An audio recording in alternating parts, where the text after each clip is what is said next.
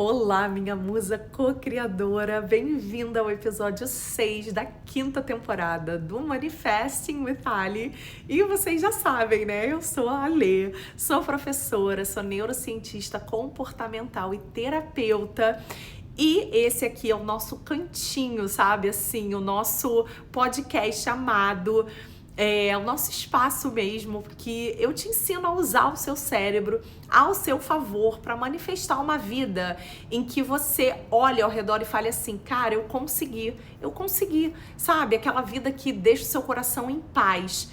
E se em algum momento você sentir que quer ir além do podcast, ter um acompanhamento mais próximo de mim, os links importantes estão aqui na descrição. Eu posso ser a sua terapeuta. Eu tenho também um clubinho que é uma comunidade de mulheres com tudo isso aqui que eu ensino bem organizado assim para você mergulhar mesmo na profundeza que nós somos, né? Então, todos os links importantes estão aqui e vai ser muito maravilhoso ter você comigo nessa sua caminhada. E, gente, o episódio de hoje eu tô muito empolgada para ele, porque eu recebo muitas mensagens de mulheres dizendo, cara, eu tô presa, eu tô travada. E sabe, às vezes a gente se sente mesmo presas dentro da nossa cabeça, sabe? Mas assim, a gente sabe o que precisa ser feito, a gente tem clareza mental, a gente tem a organização, a gente já tem a consciência, mas o nosso corpo trava. Aí você fica o quê? Sem energia.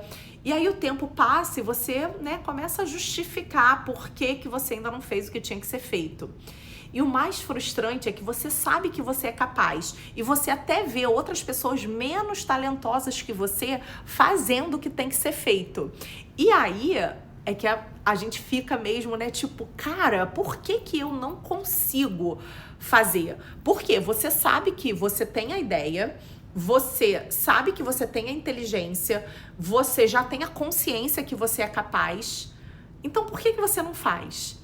E isso acontece, gente, porque quem autoriza a ação não é a mente racional, e sim o sistema nervoso. A nossa mente pode estar totalmente alinhada com o que precisa ser feito, mas se o corpo não sente segurança emocional suficiente para sustentar mesmo aquilo, a ação simplesmente não acontece. Quando existe, gente, uma distância entre o que você entende racionalmente e o que o seu corpo consegue tolerar emocionalmente, é que surge esse estado de paralisia. E que às vezes ela é silenciosa, ou seja, por fora você chama de procrastinação, você se chama de indisciplinada, mas por dentro é o seu sistema nervoso tentando manter você segura.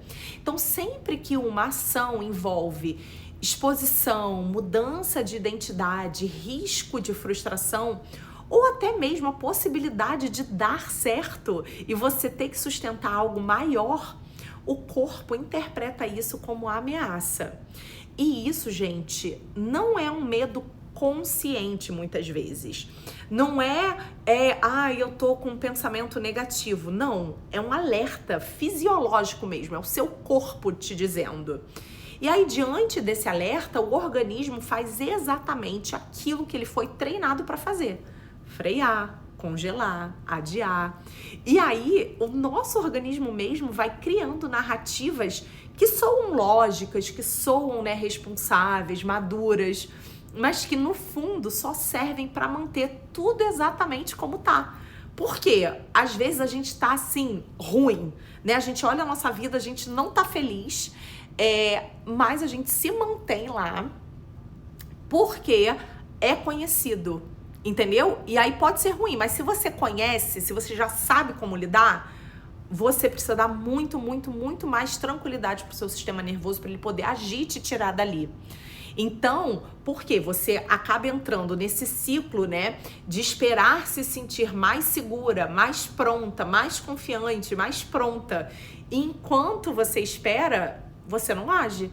E aí o tempo passa, os anos passam e você começa a perceber, a se perceber, repetindo a mesma vida ano após ano, cada vez mais distante daquela vida com significado que você sente e sabe que existe para você. Gente, durante muito tempo, a psicologia acreditou que a confiança era um traço de personalidade, ou seja, algo que algumas pessoas simplesmente tinham. E a neurociência mais recente, principalmente os estudos mais recentes, mostram outra coisa. Tem um estudo chamado Confidence is a Trick That Can Be Taught.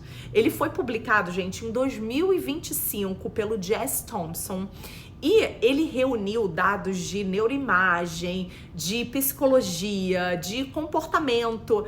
E ele mostrou que a confiança se constrói a partir de padrões de ações aprendidas. Ou seja, a confiança não aparece antes do movimento. Ela se consolida depois. Ou seja, pessoas vistas como naturalmente confiantes, elas sentem ansiedade como qualquer outra pessoa. Só que a diferença não está na ausência do medo, mas na forma como elas se relacionam com esse medo. Então, nesse estudo, ele mostra que a confiança não depende da certeza de que tudo vai dar certo. Ela depende da capacidade de sustentar o desconforto que a incerteza gera. Ou seja, o cérebro, ele aprende que ele pode avançar mesmo sem garantias. E aí, com o tempo, começa a se formar um ciclo mesmo, sabe? Porque a confiança, ela funciona como um sistema de retroalimentação, né? Ou seja, ela vai ali se retroalimentando. Então, você age, algo acontece, o cérebro registra e esse registro influencia a sua próxima decisão. E no centro desse processo está o sistema de recompensa e dopamina. E aqui, gente, é super importante a gente entender mesmo, tá? Dopamina não é só prazer. Dopamina é aprendizado. Quando você executa uma ação e percebe que você conseguiu lidar com ela, mesmo que de forma imperfeita, o cérebro registra aquela sequência como algo repetitivo, tipo, posso ir lá de novo. A memória entra nesse processo de uma forma muito prática também. Quando você se lembra de uma situação em que você conseguiu enfrentar um desafio, o cérebro não acessa somente uma lembrança racional desse evento. Ele reativa o mesmo padrão interno. É como se assim, se o seu corpo lembrasse junto do seu cérebro, sabe? E aí te dá uma sensação de, cara, eu dei conta, sabe? Ela volta a circular ali no seu sistema. E isso faz com que situações semelhantes sejam percebidas como menos ameaçadoras no futuro. Por isso que, cara, eu sempre ensino para as alunas do clubinho. Procura no seu dia a dia os milagres da sua vida, sabe? Problemas que você achava que eram impossíveis de serem resolvidos, que naquela época te tiravam o sono e que você simplesmente resolveu. Porque esses fatos que às vezes a gente vai esquecendo, né? Porque a gente está tão focada no futuro, eles são super importantes para mostrar para o nosso cérebro que, cara, esse é o novo padrão que você está implantando, que vocês já venceram outras situações, sabe? Quando você lembra disso, dessas pequenas vitórias, isso vai tendo um impacto tão grande, porque o sistema nervoso começa a reconhecer aquele tipo de desafio como algo que confia que você deu conta. Então, a resposta ao estresse diminui. E aí o corpo produz menos cortisol. E é assim que, literalmente, fisiologicamente, a reação deixa de ser de sobrevivência. Inclusive isso, tá? A gente deixa de ser reagente à vida e a gente encara ela como co-criadoras e autoras que somos, sabe? Que nascemos para ser. Assim, o cérebro entende que não precisa entrar em alerta máximo toda vez que você tá para agir. E sabe por que isso é tão importante? Porque esse movimento contrário também acontece. Quando você adia uma ação, Cara, o alívio imediato da ansiedade vai ensinando alguma coisa para o nosso sistema também. E principalmente ensina que se você evitar aquela situação, cara, você tem um alívio imediato, né? Ou seja, aquele desconforto, né? Aquela conversa difícil, aquela vez que você se expôs, aquela decisão, um passo novo que você não deu, faz com que a sua ansiedade diminua imediatamente. E esse alívio funciona como um reforço biológico que o sistema nervoso registra como: quando eu evito isso, eu fico segura. Então, cara, esse é o caminho. Pra que eu vou fazer? Pra que eu vou me expor? E o cérebro, gente, ele é extraordinariamente eficaz. Eu nem sei se eu falei essa palavra certa. Vou falar de novo, hein? Extraordinariamente eficiente. O danado é eficiente. Ele é eficiente, gente, em repetir tudo aquilo que reduz a ameaça no curto prazo e, óbvio, ele te faz querer mais disso.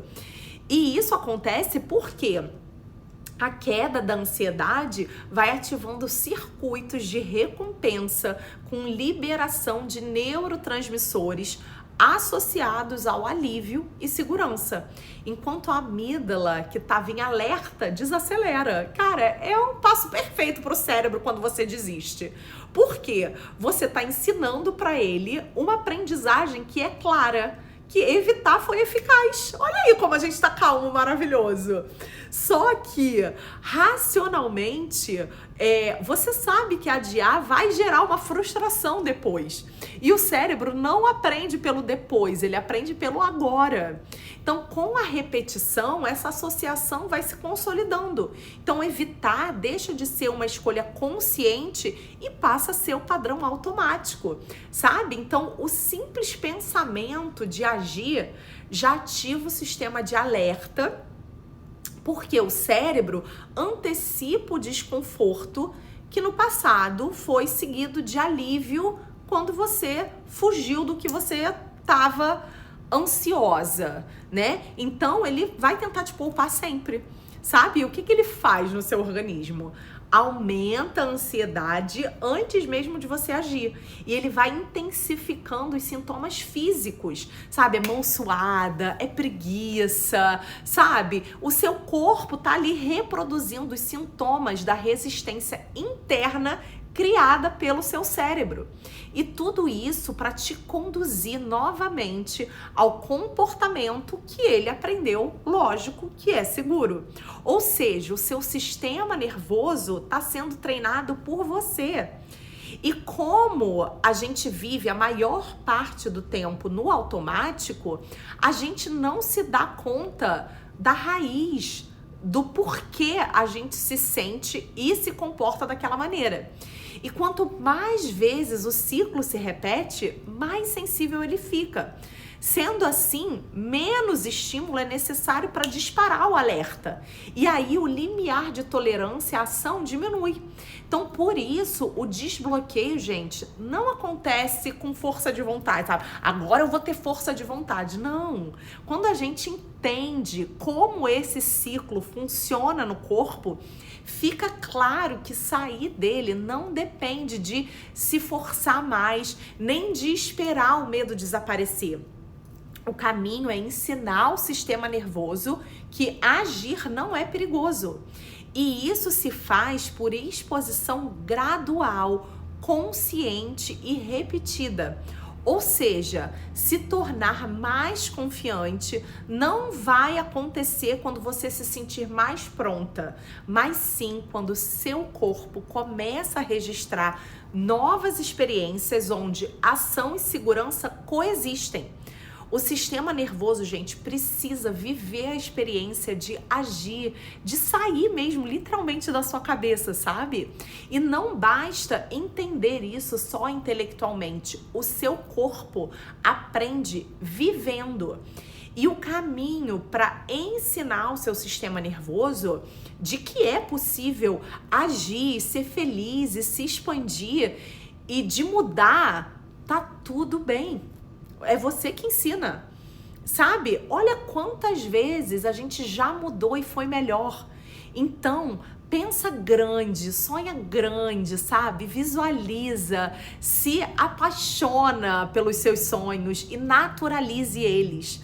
Mas, ao mesmo tempo, vai dando segurança interna, mostrando nas suas ações alinhadas que para os seus sonhos mesmo, que você tá pronta, você já tá dando os próximos passos, você tá mudando o que precisa ser mudado, mesmo que seja pouco a pouco.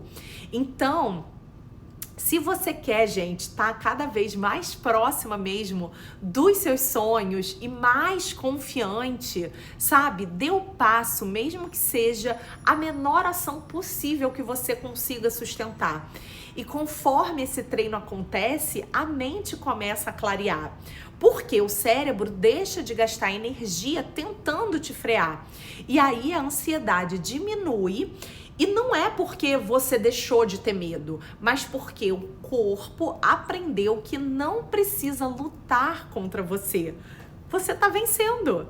E aí, por ter saído da sua cabeça, você vai se sentir tão bem, mas tão bem, que tudo ao seu redor vai mudar para te entregar o que você deseja. Obrigada por terem me ouvido até aqui. E, gente, saibam que cada vez que você me indica, que você comenta, você ajuda o meu trabalho a chegar para mais pessoas e isso ajuda a mim. Então, muito obrigada. Um beijo enorme para vocês. Até o próximo episódio e eu amo vocês.